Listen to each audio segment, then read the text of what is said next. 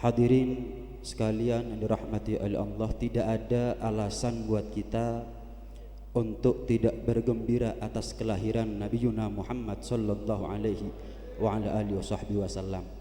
Bagaimana tidak, sementara kita ini menjadi umat yang paling mulia, 2/3 dari surga menjadi jatahnya kita, umat yang pertama kali masuk ke dalam surga, dan seluruh keistimewaan yang Allah khususkan hanya kepada kita umat Nabi Muhammad itu adalah berkat Rasulullah sallallahu alaihi wa ala alihi wasallam.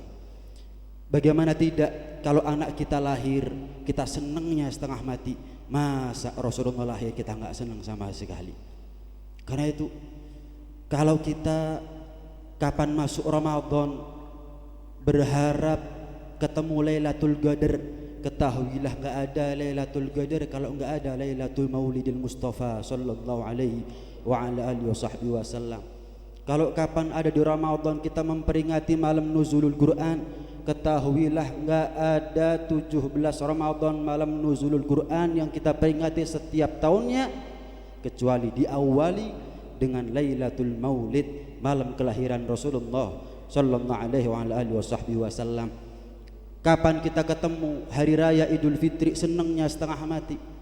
Kapan kita ketemu hari raya Idul Adha senangnya setengah mati, ketahuilah nggak ada hari raya Idul Fitri, nggak ada hari raya Idul Adha kecuali berkat kemuliaan kelahiran Rasulullah sallallahu alaihi wa ala alihi wasallam. Karena itu nggak ada alasan sedikit pun, nggak ada celah buat kita untuk mengatakan bahwa kita tidak perlu bergembira, bersenang hati, bunga hati atas kelahiran Rasulullah sallallahu alaihi wa ala alihi wasallam. Abu Ya Maliki Sayyid Muhammad bin Alawi bin Abbas Al-Maliki pernah mengatakan kalau seandainya ada orang yang bertanya apa perlunya kita mengadakan maulid, itu seolah-olah dia bertanya apa perlunya kita bergembira atas kelahiran Rasulullah sallallahu alaihi wa ala alihi wasallam.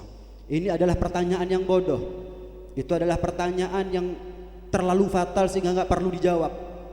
Kalau seandainya ada yang tanya kepada kita apa perlunya maulid, tanya balik, apa perlunya kamu bergembira atas nama Nabi Muhammad sallallahu alaihi wasallam kalau begitu?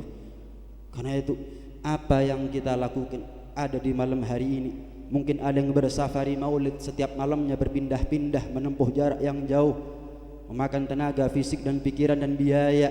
Tentu itu semuanya tidak akan dinilai percuma dan sia-sia oleh Allah Subhanahu wa taala. Kalau bukan kita dengan banyaknya dosa yang kita lakukan tapi masih tersimpan dalam sanubari kita, hati kita cinta kepada Rasulullah sallallahu alaihi wasallam, siapa yang lebih pantas daripada kita untuk mendapatkan syafaat Rasulullah sallallahu alaihi wasallam? Apakah nunggu jadi orang soleh dulu baru menjadi orang yang pantas mendapatkan syafaat Nabi Muhammad SAW? Sementara kita walaupun kita mengaku kita banyak dosa, kita banyak salah, kita banyak luput, tapi kita masih sempatkan hadir di acara ini. Nggak ada lain kecuali untuk satu nama, kekasih Allah, kekasih kita semuanya Rasulullah SAW. Maka tentu husnudzon, kita berprasangka baik, kita termasuk di antara mereka, insya Allah mereka yang pantas dan layak, patut dan berhak untuk mendapatkan syafaat baginda besar Nabi Yuna Muhammad sallallahu alaihi wasallam.